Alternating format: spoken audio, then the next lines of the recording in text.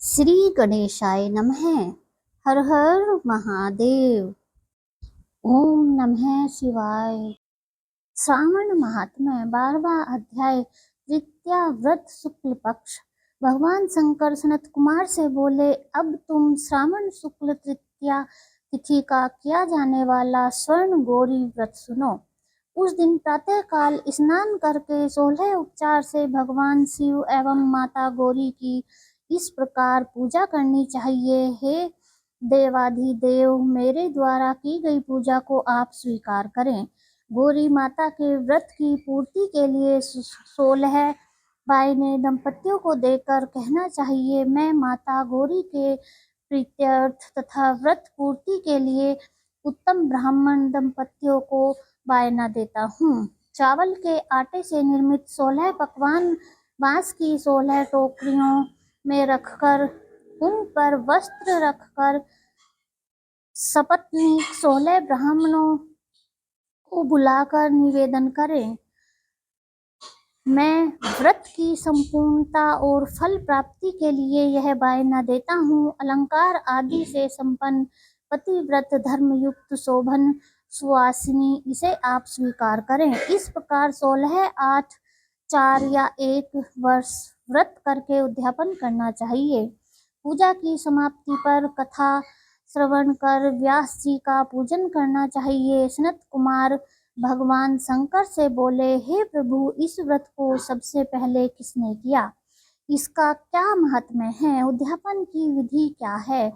इसके जानने की मेरी तीव्र उत्कंठा है। भगवान भोलेनाथ ने कहा, हे ब्राह्मण पुत्र सनत कुमार, मैं तुम्हारी जिज्ञासा अवश्य पूरी करूंगा। प्राचीन काल में सरस्वती नदी के तट पर सुविला महानगरी थी। उसके राजा का नाम चंद्रप्रभा था।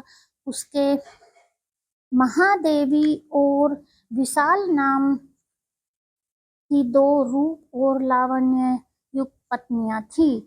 राजा चंद्रप्रभा महादेवी रानी को अधिक प्यार करता था। राजा उस पर अपनी जान झड़कता था। एक दिन राजा शिकार खेलने के लिए वन में गया। वहां उसने शार्दूल, सिंह, बारह, अरना, भैंसे, हाथी आदि का शिकार किया। अब राजा को प्यास व्याकुल करने लगी। राजा वन में पानी के लिए इधर उधर घूमने लगा। घूमते हुए वह एक तालाब पर पहुंचा।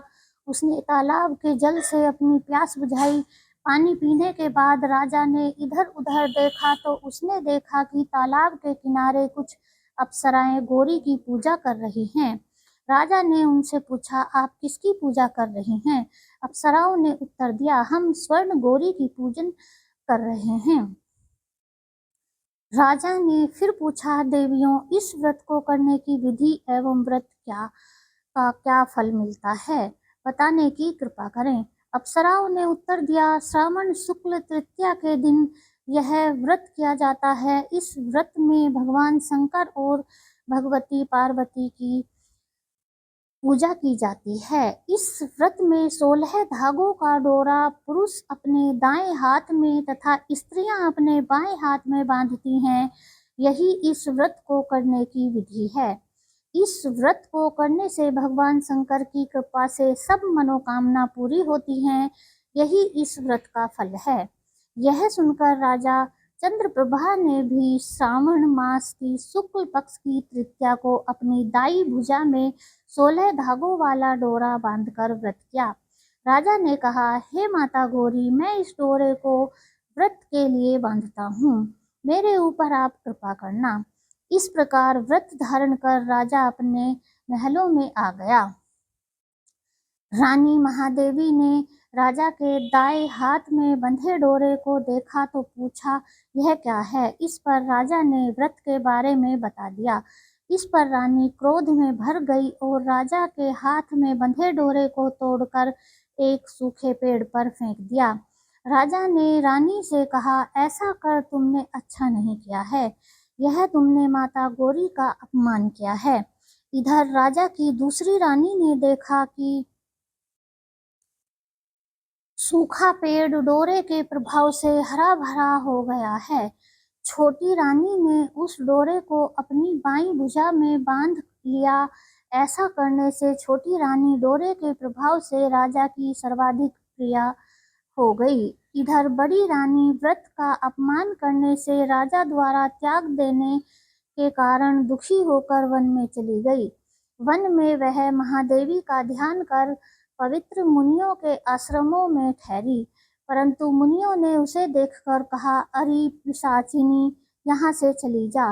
राजा और मुनियों द्वारा तिरस्कृत रानी महादेवी घोर जंगल में घूमती हुई थककर एक जगह बैठ गई। वह गौरी का स्मरण कर पश्चाताप के आंसू बहाने लगी। रानी को दुखी देखकर देवी को उस पर दया आ गई और उसे दर्शन दिए। रानी ने देवी को दंडवत प्रणाम किया और उनकी स्तुति करने लगी। हे देवी, आपकी जय हो, आपको बारंबार नमस्कार है। हे भक्त वरप्रद, आपकी जय हो। हे मंगल रूपे, आपकी जय हो। इस प्रकार भक्ति के द्वारा देवी से वर प्राप्त करके बड़ी रानी ने गौरी अर्चन करके व्रत किया। व्रत के प्रभाव से राजा बड़ी रानी महादेवी को वनों से महलों में ले आया। देवी के प्रसाद से राजा तथा उसकी दोनों रानियों की सब इच्छाएं पूर्ण हुई। दोनों रानियों सहित राजा संपूर्ण राज्य का उपभोग कर समृद्धिशाली हो गया। अंत में राजा व दोनों रानियां देह त्याग शिवलोक चली गई। शिवजी बोले, हे तात, जो शोभना पार्वती का व्रत करता है वह मेरा तथा पार्वती का अत्यंत प्रिय प्राणी हो जाता है। इस लोक में सुख सुविधा भोग कर और अपने शत्रुओं पर विजय प्राप्त करके अंत में मेरे लोक को चला जाता है। अब मैं तुम्हें इस व्रत की उद्यापन विधि बताता हूँ।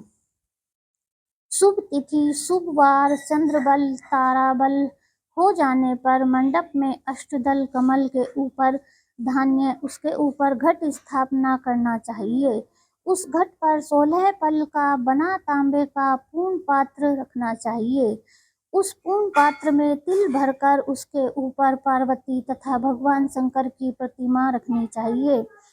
इसके ऊपर 2 श्वेत कपड़ों और श्वेत रंग का यज्ञोपवीत रखा जाता है। विधि पूर्वक वेद मंत्रों से पूजन कराकर रात में जागरण करना चाहिए। अगले दिन प्रातः काल पूजन करके हवन करें। पहले ग्रह होम फिर आधान होम करना चाहिए, जो मिश्रित तिल को घी में मिलाकर 1000 या 100 प्रधान आहुतियां देनी चाहिए। इसके बाद वस्त्र, अलंकार है, धेनु आदि से आचार्य की पूजा करनी चाहिए। 16 बायने निकालकर ब्राह्मणों को देना चाहिए और उन्हें भोजन कराना चाहिए तथा भोजनोपरांत दक्षिणा भी देनी चाहिए। इसके बाद अपने मित्रों संबंधियों को भोजन कराना चाहिए तथा स्वयं भी भोजन करना चाहिए।